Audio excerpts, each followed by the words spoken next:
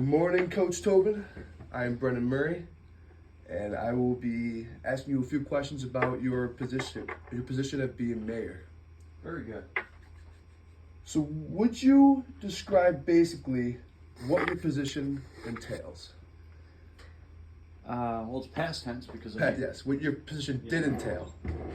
ran for office, was elected 10 years, 5 terms, 10 years,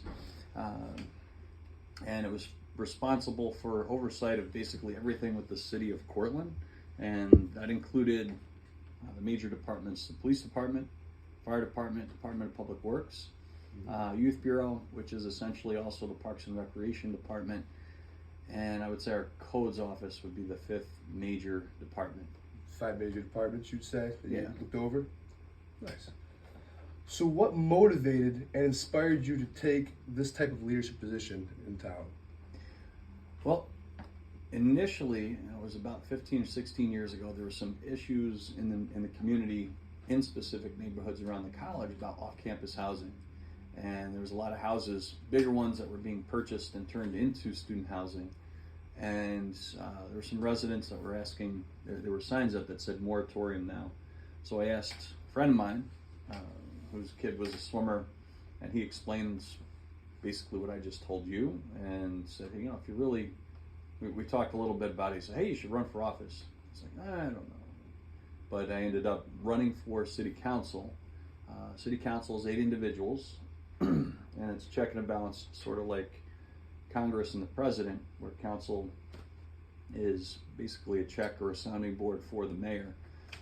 So I was on city council for 2 terms, 4 years, and between being on council and mayor, there was a lot that we worked on with off-campus housing, meaning rentals in general, but the safety of properties was a big impetus. Property safety. Yeah, and then to become mayor, basically what happened was there was myself and others were not satisfied with where the previous mayor was headed, and this was a big part of it because there were some other issues, but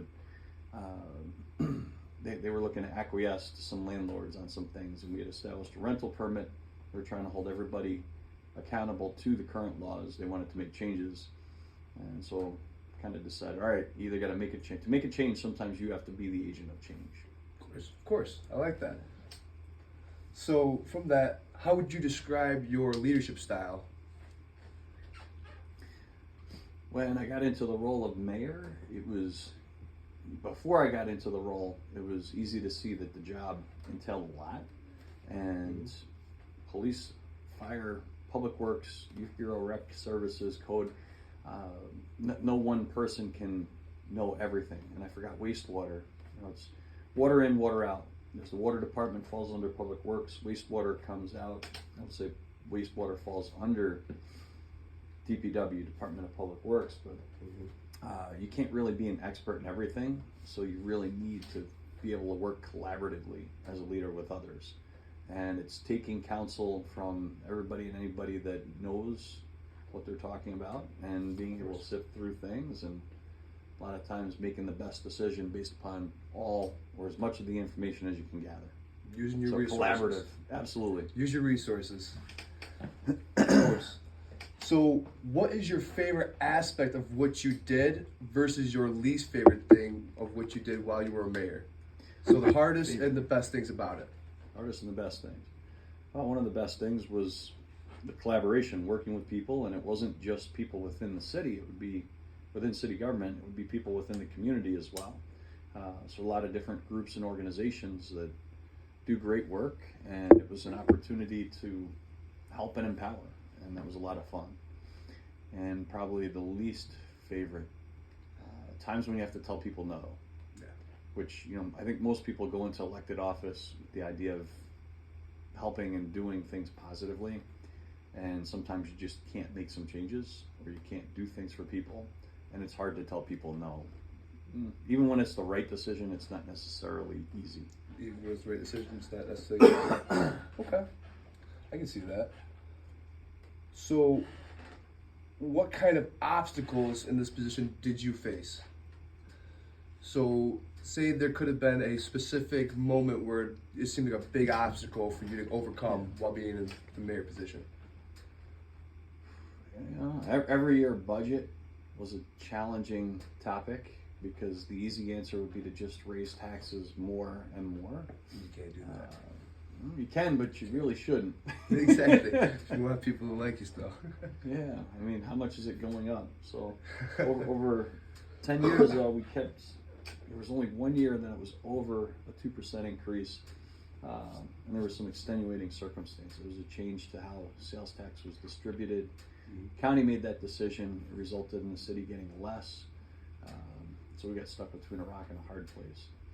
But keeping budget increases less than 2% really did help us manage things and kept it in better shape.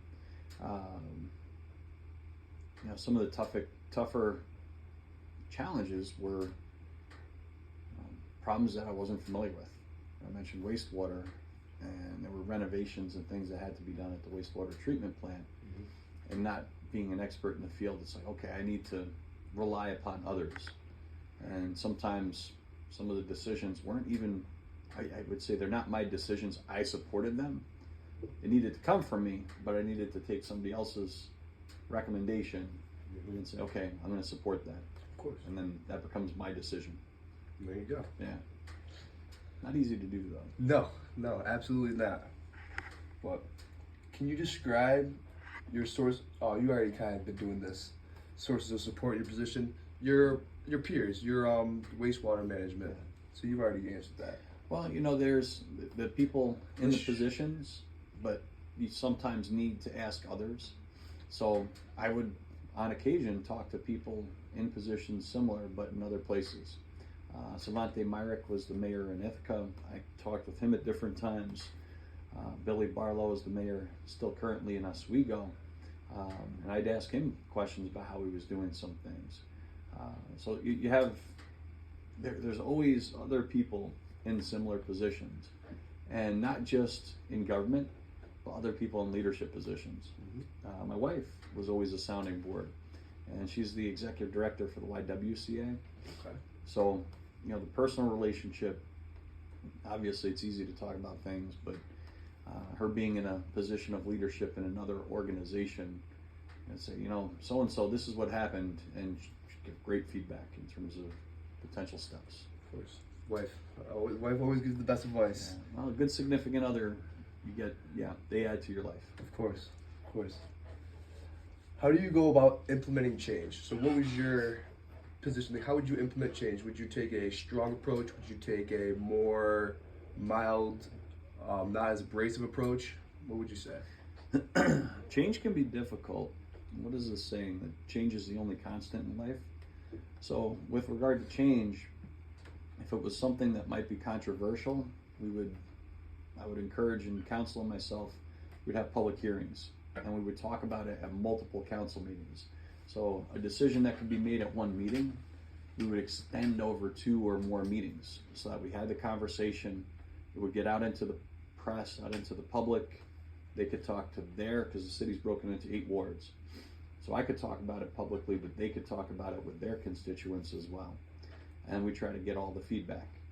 Okay. And then making sure we had a consensus, so there was an agreement in terms of what we were doing. And then when we got the agreement, okay, if this is what we're doing, then how do we go about it? But having the public discussion and getting not just the positives, but people's concerns and trying to alleviate their concerns as much as possible. But yeah, by consensus. Consensus.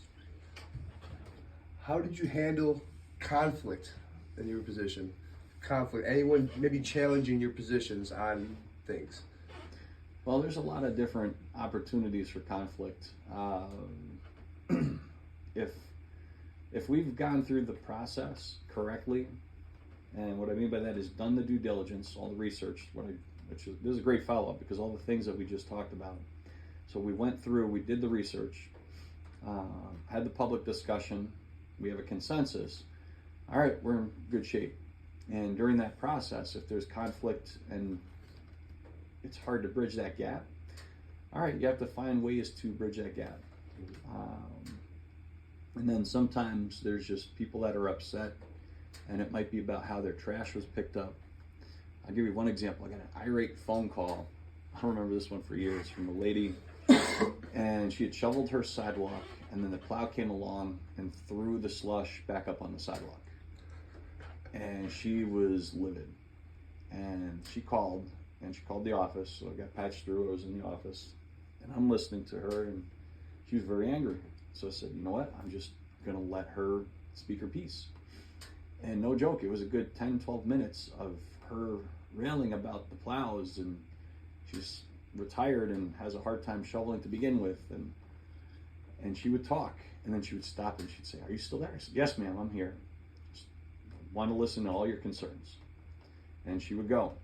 And I could tell the tone or the tenor of her voice it got better. And then it took about 20 minutes before we could like talk. Mm-hmm. Before she was in this place where I would say, all right, I felt like I was being heard.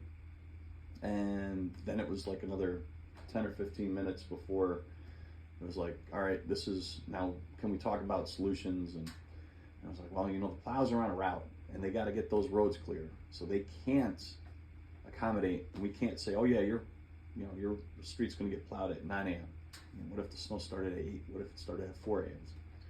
So we can't be on a schedule in terms of the plows. And there wasn't really a strong resolution outside of the fact that I said, hey, if this happens again, if you're really stuck, call me and I'll come down and I'll shovel your sidewalk. And that was at the end. She kind of laughed and she's like, no, you don't have to do that. I was like, hey, if it's that bad, I'll come down. But a lot of what I was doing, you had to make sure people not just were heard, but felt like they were heard. Mm-hmm. Feel like they were heard. Yeah, and that's what government should be. We're all paying money for government, and we're paying for these services, and we should have at least a little bit of input in terms of those services. Mm-hmm. Doesn't mean I should say when she calls that she's going to say, well, you can only plow between 9 and 9:15. No, but we got to work with people. Mm-hmm. Yeah, talk to people. Yeah, make sure that they know that they're heard and feel like they're cared about. So, has being in this leadership position changed how you interact with others out in like the personal community? Oh yes, I got to know a ton more people than I ever knew before. Even when I was on council, you know, if I went to the grocery store, could get through the store and might see one, maybe two people, and then after a couple of years in office as mayor, it was like, hi. It was a lot of. I've gotten to know a lot more people, and I think that's a good thing because usually they smile. It's a good thing when they usually do. Smile and say hello. You're not throwing rotten tomatoes.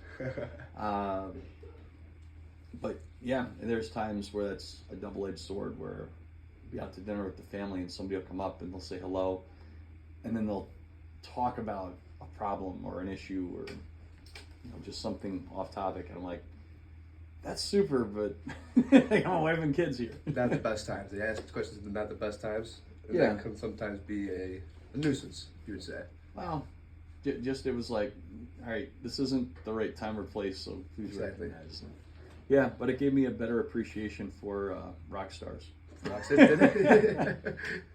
Just being a town mayor, you're a city mayor. You already realized, wow. Yeah, and honestly, it didn't happen that often. It's not like people saying hello a lot more frequent, and honestly, that feels good. It makes you feel better in a bigger part of the community, or more embedded in the community. Because I didn't grow up here.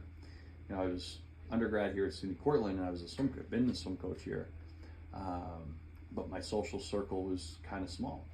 And then when you go to the store and you see people and know people, it's like, oh, yeah, it feels like home. Good. Yeah. That's awesome. When did you move here? So I was an undergrad from 89 to 94. I'm sorry, where did you go beforehand? I'm sorry. Oh, Poughkeepsie. Poughkeepsie? Arlington High School. Yeah. Oh, nice. So I was an undergrad here from 89 to 94, and I came back in 02. Nice. Yeah. Nice. I'm from Herkimer, New York myself. Upstate. Upstate guy, yep. So, who would you say are your mentors or heroes, you would say, growing up or throughout your mayoral life? All the Marvel superheroes. Mentors, it depends on where and what? Well, I'll tell you, Tom Quinn was and probably is a great person to watch as a teacher. So have you done PED 308? Not 308 yet, no. All right. So there's a lecture. I don't know if they still do it, but there's an outdoor ed lecture where they talk about the outward bound process model. And usually, this was, I don't think I'll forget, it was like 4 days into the teaching experience. And they're full days. So a lot of people are tired, getting a little cranky, short on sleep, being very active, different environment. So 4 days, people are, the newness is worn off. And usually by this lecture, there's a lot of heavy eyelids. It's at night, the room is warm, and you're listening to instructors. So you look around the room, there's a lot of sleepy people. Tom Quinn was teaching, and I look at my watch, and I've seen this lecture take 45, 50 minutes, and still that felt long. And we were well over an hour, and it didn't feel like an hour. And I look around the room, and he had like everybody's attention. Like everybody, I look 40, 45, maybe 50 students, and teachers as well. And he had everybody engaged. And part was his delivery, part the content, but it can't just be the content, otherwise it would be. But his delivery and how he conducts himself as the instructor, I was like, I gotta pay more attention to this guy. I agree. How does he have everybody's attention over an hour into the lecture? He's very intelligent, and he's very well at bringing in the entire class, bringing in everyone involved, not just certain parts of it. Yeah. That's what I would say. From having him in class myself, and for this class especially. Yeah, and he was a diving coach for years at Cortland, so What he said. Coaching aspect. But my opinion, in terms of a good mentor, somebody that knows more than you, and it doesn't have to be about everything. Like when it was wastewater treatment, the wastewater treatment operator, the guy in charge, was a mentor in terms of this. The guy in charge of administration and finance. Anytime we talk financials, was a very good mentor. And you can't talk financials without talking services. So, yeah, so everybody should, look to be mentored by people that know more. Of course, I totally agree. So what kinds of personal growth have you experienced as a result of being in leadership positions? This leadership position? Personal growth. Yeah, so what kind of personal growth? Well, it definitely expanded my horizons in terms of learning more about what goes on in the community. I mentioned that I talked more with other community members. I learned a lot about what services there are, and there's a ton of opportunities. Doesn't matter how old you are, what your interests are, there's a lot of different things that are present in the community. And it got me more engaged and more involved.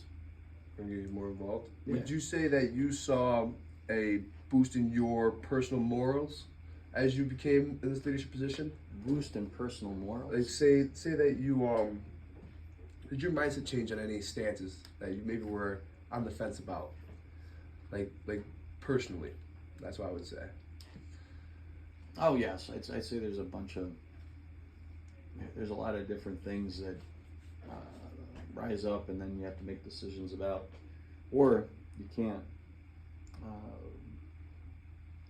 Like there was one about fluoridization of the water, and if you have fluoride in drinking water, and fluoride is a naturally occurring mineral, if it's in the water, then it helps people in terms of their teeth and strength. And when we talk people in particular, little kids. So there's people that are proponents of fluoride in the water, and then there's people that are proponents of not putting it in the water. And they say, well, there's other sources. You can get it in toothpaste and other things. Problem is, what if parents aren't having their kids do that? And you have dental issues, and then that can lead to other stuff. But it was we actually considered it, and it was a pretty divisive topic. And we've not had fluoride in the water in decades, and council eventually decided no. I think it was the right thing. I think it is the right thing, but there needs to be more popular support. If it's something that it's too close, then it's hard to go. So Yes. doing the research, it convinced me that this is the right thing. But I also looked and said, well, if the right thing is also not significantly popular, then is it really the right thing? So would you say you rarely make decisions off morals and you more make decisions off of your research? So you got the three realms in terms of legal, what's legal. Mm-hmm. So you always want to follow what's legal. Of course. Moral is my internal compass. What do I follow? Mm-hmm. And then ethics is how do I interact with others? Mm-hmm. How do I treat others? So I don't want to make decisions based upon my morals, because that's me. Think about the topic of abortion. Mm-hmm. Should it be legal? Should it not be legal? Well, that's, I think, a moral decision that's up to the individual or the couple. That's their decision. So why should, ethically, I would have a hard time weighing in. And that's where the fluoridization became a difficult one, because ethically, I thought it was, morally, I think it's correct. Yeah, we should put fluoride in the water. But ethically, if we put it in, now you're not forcing, but you kind of are forcing people to have fluoride in their water. There's mechanisms that can remove it. Somebody could put a system in their house. Mm-hmm. But I was like, all right, is that overreach? Is that doing too much? Exactly. Yeah. So ethically, I said, I wanted to do it. I still think it's the right decision, but I think there is a gray area there where it's like, all right, maybe it's treading too much on people's individual rights. Exactly. That's what I was trying to get at.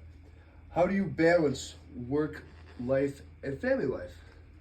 It was difficult, and that's one of the reasons I stepped away, because last year the kids were 5 and 12, 5 and 13. Yep, they're 6 and 14 now. So when I made this decision, they were 4 and 12, and at those ages, there's a lot going on, and there's a lot that I was missing, and there was not just daytime and evening meetings, but weekend stuff, and I would spend a lot of time on weekends working to catch up, or try to catch up, because I was never really caught up, because I'm full-time here at the college, full-time as well, technically mayor's a part-time position, but it'll take up as much time as you put into it.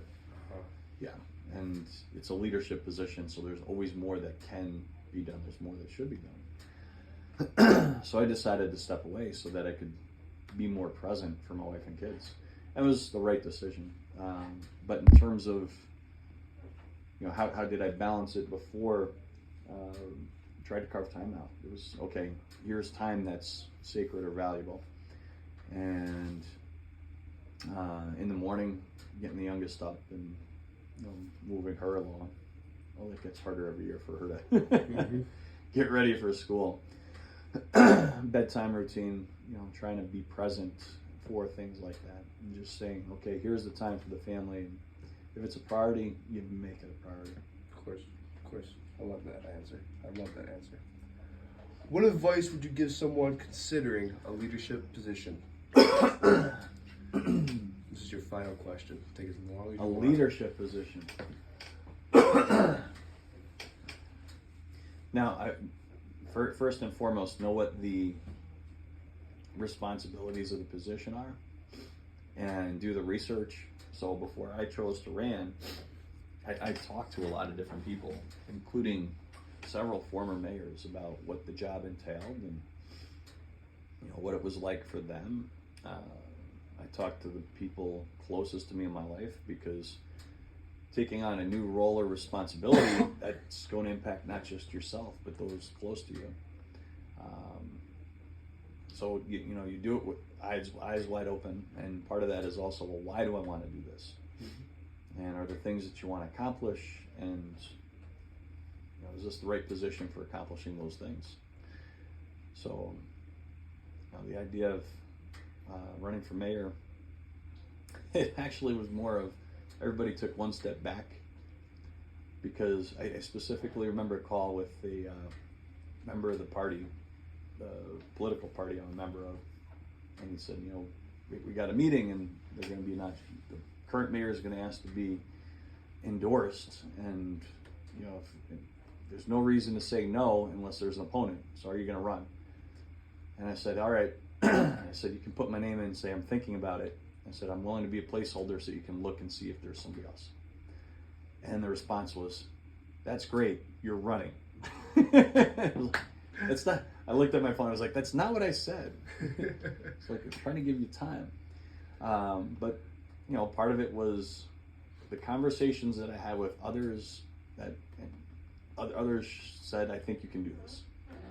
And that not just led confidence, but was also kind of a reality check, because, you know, the people that are close to you, if they're like, yeah, I don't think, are you sure? Are you really sure? You know, if you're getting those questions, it's like, oh, maybe I should rethink this.